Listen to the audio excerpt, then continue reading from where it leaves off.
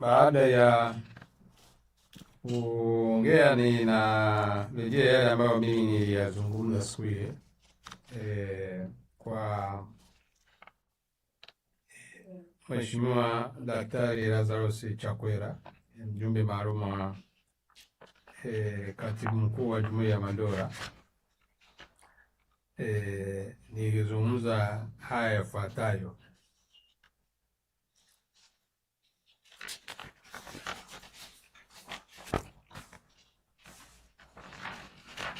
Kwanza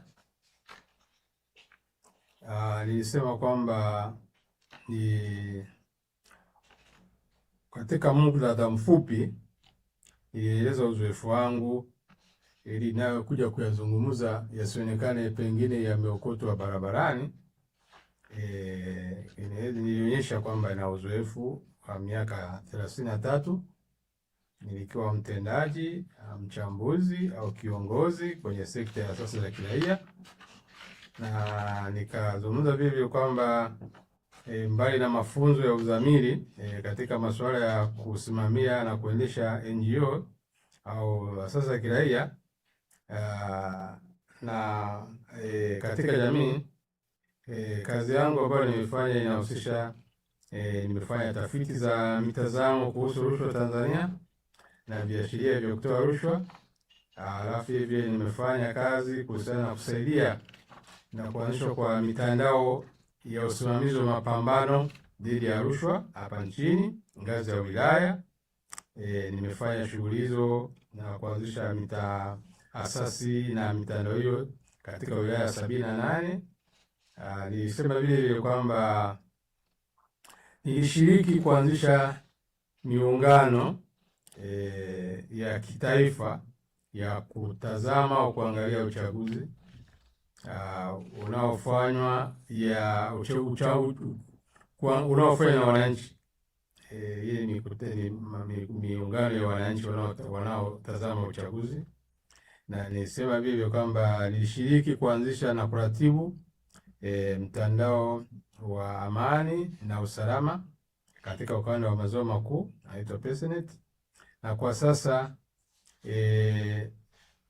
ninahudumu kama mshauri wa sera wa vuguvugu la Raia ni Sisi ambayo inawakilisha wakulima wadogo. Ninaratibu kundi hili la wadau wa utawala bora Tanzania kupitia jukwaa la uwazi Tanzania Trafo. Kwa hiyo nilieleza hayo kuonyesha kwamba wakati inayozungumza kwa Rais Chakwera ionekane kwamba ni mama ambao hayajakusanya tu hivi, yametokana na uzoefu na ujuzi ambao ninao kwenye maeneo hayo ambao ya jamii ya kiraia.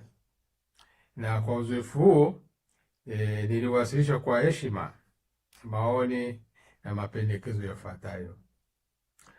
Moja, nilisema kwamba mazingira ya uendeshaji wa NGO nchini Tanzania yamebanwa na mfumo wa sera na sheria wenye vikwazo.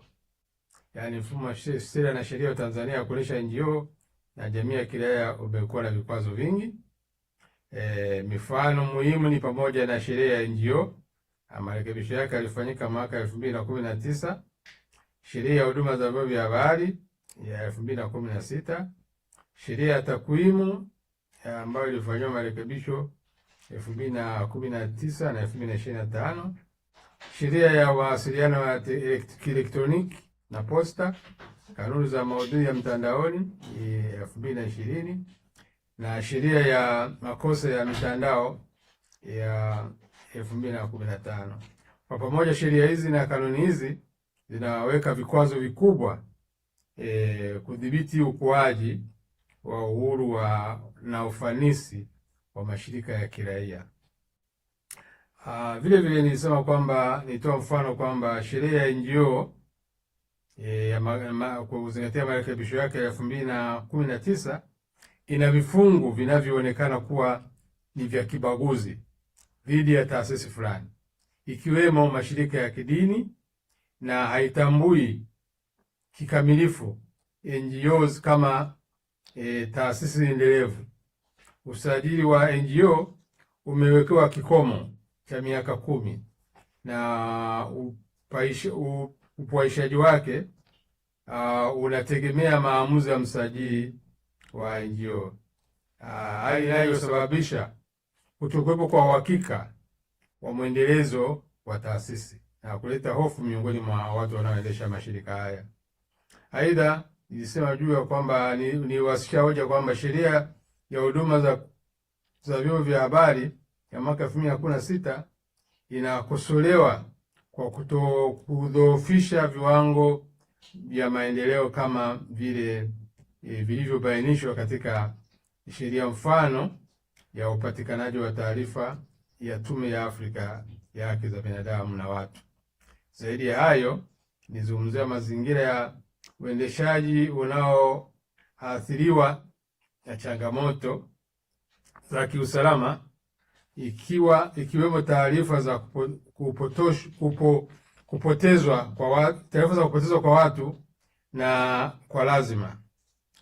Kufikia Agosti kwa mfano 2025, nilisema kwamba zaidi ya watu 200 wa Tanzania raia walikuwa wameripotiwa kupotea, wakidaiwa kutekwa au kuteswa au kuuawa. Na hii taarifa tulitoa kwenye chama cha wanasheria wa Tanganyika TLS kwa mwaka 2025. Kwa jumla nilisema kuwa muktadha wa sasa wa kisheria, kisiasa na kiusalama unabanwa na nafasi ya kiraia, unapunguza ushiriki wenye maana na kudhoofisha uhuru wa msingi. Hii inaonyesha umuhimu wa haraka wa kuhimiza mazingira wezeshi zaidi yatakayoruhusu NGOs au mashirika yasiyokuwa ya serikali kufanya kazi kwa uhuru, uendelevu na ufanisi. Nilizungumza haya mambo kwa sababu Mheshimiwa Chakwera alitaka kujua mazingira ya NGO na jamii ya kiraia hapa Tanzania ikoje. Kwa hiyo pia yaelezwe wajue kabisa kwamba mazingira ya kufanyia kazi yako hivyo, inamebana namna hiyo. Hoja ya pili ambayo nilizungumza pale, nilisema kwamba kuna nyakati kadhaa, nilirejea nyakati kadhaa hapo mwaka 2023 na hadi mwaka 2025 ambapo Rais Samia alisikika na kunukuliwa na vyombo vya habari akiwa kwenye mikutano yake ya mara kwa mara na vyombo vya ulinzi na usalama, ikifanyika Dar es Salaam, Arusha, Dodoma au Kilimanjaro, akiwaambia askari polisi na hata jeshi kuwa serikali ilikuwa imetenga bajeti ya mahususi kwa ajili ya askari.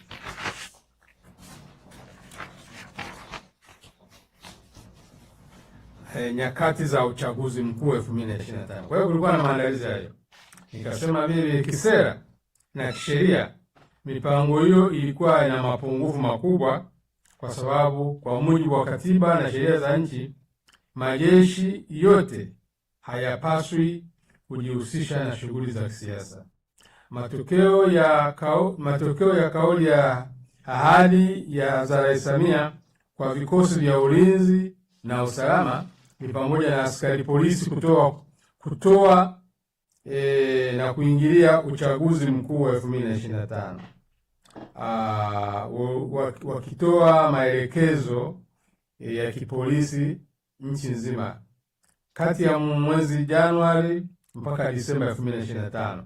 Ni kwa kama nchi ilikuwa inaongozwa na amri za polisi. Vitendo vya kipolisi vilidhihirika zaidi kupendelea Chama cha Mapinduzi au wagombea waliopitishwa na chama hicho dhidi ya wagombea wa vyama vya upinzani au vyama vingine. Wakati na baada ya kampeni za uchaguzi, polisi waliingilia hata majukumu ya Tume ya Huru ya Taifa ya Uchaguzi. Polisi na vyombo vya ulinzi na usalama walitoa amri ambazo ni kinyume na sheria za uchaguzi namba 1/2024 Kwa mfano, polisi walizuia wagombea kurudisha fomu za uteuzi kwenye ofisi za Tume Huru ya Taifa ya Uchaguzi. Hoja namba 3 ambayo nilizungumza siku ile, ambayo nadhani ninaisema hapa kwa ajili ya raia kujua kilichozungumzwa, na ni kwamba nilisema Tume ya Taifa ya Uchaguzi INEC inabeba sehemu ya uwajibikaji wa matukio ya mauaji, kujeruhi na kuharibu mali ya tarehe 29 Oktoba 2025 na mwanzoni mwa Novemba mwaka huo. Chombo hicho kilitenda kinyume cha sheria kwa kukiuka sheria ya uchaguzi namba 1 ya mwaka 2024, hususan kwa kuanzisha kanuni za kamati ya maadili kwa namna isivyoendana na kifungu cha 162 cha sheria mama. Hatua hii ilionekana ikifanyika kwa madhumuni na au angalau kwa matokeo ya kuondoa chama cha Demokrasia na Maendeleo Chadema kushiriki katika uchaguzi mkuu wa 2025. Uamuzi huu uliibua hasira kubwa miongoni mwa wananchi, hasa vijana wengi waliokiunga mkono chama hicho. Aidha, Tume Huru ya Taifa ya Uchaguzi iliweka masharti ya mapema ya uthibitishaji wa vyama vya siasa, na pale Chadema kiliposimamia utii wa sheria kiliondolewa kushiriki katika uchaguzi mkuu. Hoja ya 4 niliyotoa ni sema kwamba Tume Huru ya Taifa ya Uchaguzi ilikataa kutoa ithibati kwa mashirika na miungano ya uhuru ya wananchi wa kutazama uchaguzi, hivyo kuwazuia kupanga na kufanya uangalizi wa uchaguzi wa kujitegemea. Huu si mwenendo mpya kuanzia tangu mwaka 2020 ambapo taasisi hiyo ilikataa kutoa ithibati kwa makundi kama Tanzania Civil Society Consortium on Election Observation TASEO, ambayo hatimaye ililazimika kurejesha fedha za wafadhili na kusitisha shughuli zake. Kwa kuzingatia ripoti za waangalizi wa uchaguzi ikiwemo Umoja wa Afrika na Jumuiya ya Maendeleo Kusini mwa Afrika zinazoashiria kuwa hakukuwa na uchaguzi wa maana siku ya kupiga kura, masuala haya yanahitaji kuangaliwa kwa uzito. Nilisisitiza, tunapendekeza na nilitoa pendekezo kwamba ujumbe wa Jumuiya ya Madola ubainishe wazi suala hili la uhalali wa uchaguzi kwa kuzingatia mapendekezo madhubuti ya mageuzi. Hoja namba 5 nilitoa kuhusiana na vile vya uchaguzi, ilisema pia kwamba inaonekana Tume Huru ya Taifa ya Uchaguzi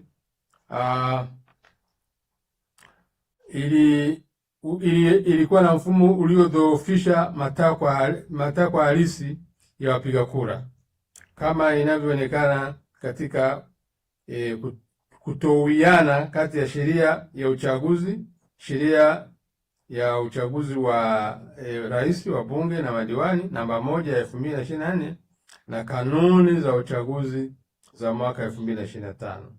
Kifungu cha sheria mama, kifungu 102 kifungu kidogo cha D na kifungu kidogo cha E kinataka kura zihesabiwe na matokeo yake kutangazwa katika kila kituo cha kupiga kura. Mawakala wa vyama vya siasa kupewa nakala za matokeo na matokeo kubandikwa kwenye kuta za mbao za matangazo kwa zilizo maeneo ya wazi kwenye kituo cha kupiga kura.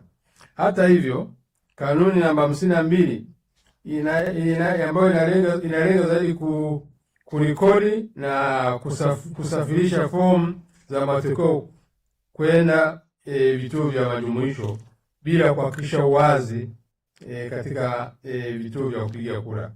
Tofauti hii inaleta wasiwasi mkubwa kuhusu uadilifu wa mchakato wa kwa mtazamo wa watu wengi kuchangia mapungufu ya mchakato wa uchaguzi wa 2025. Mwezi Mei kwa mfano, mwaka 2025, raia wawili waliwasilisha maoni Mahakama Kuu wakitaka uingiliaji wa kisheria. Hata hivyo, mwezi Julai maombi hayo yalitupiliwa mbali na mahakama kwa hoja kwamba wapiga kura hawana maslahi ya kisheria ya kutosha kushtaki katika suala la uchaguzi. Yaani raia ambao ndio wapiga kura wenyewe, mahakama ilisema kwamba hawana maslahi kwenye uchaguzi kiasi kwamba wanaweza wakashtaki tume inapokuwa inakosea kutimiza wajibu wake kwa mujibu wa sheria. Vile vile kulikuwa na sheria la mapitio ya kisheria namba 32537 la mwaka 2025 lililopinga uamuzi wa rais kuunda tume ya uchaguzi kuhusu matukio ya mauaji, kujeruhi na kuharibu mali za uchaguzi kuharibu mali katika uchaguzi huo. Shauri hilo nalo pia lilitupiliwa mbali. Nakala za maamuzi hayo mawili tulizirejesha na kuziwasilisha kwa tume. Kwa hiyo zipo ya maamuzi hayo tume ya Chakwera ya Umoja wa Jumuiya ya Madola wanazo hizo taarifa. Hiyo maamuzi ya kimahakama tuliwasilisha pale. Kwa maoni haya nilimaliza kwa kusema kwamba kwa maoni haya yanayotolewa kwa nia, tulisema kwamba maoni yale tumetoa kwa nia ushirikiano wa kujenga, tukilenga kusaidia mchakato wa uchunguzi ulio huru, wenye kuaminika na wenye matokeo chanya. Hilo kwa lengo la mambo yote ambayo tuliyasema, nimesema mimi kwa niaba ya wenzangu vile vile, ilikuwa kwa ajili hiyo. Tunataka kujenga ushirikiano na tunalenga kusaidia mchakato wa Jumuiya ya Madola uwe huru, alafu uaminike na vile vile uweze kutoa matokeo chanya. Baada ya kusema hayo, mwenzangu atazungumza aliyezungumza. Kwa hiyo niishie hapa, nashukuru kwa kunisikiliza.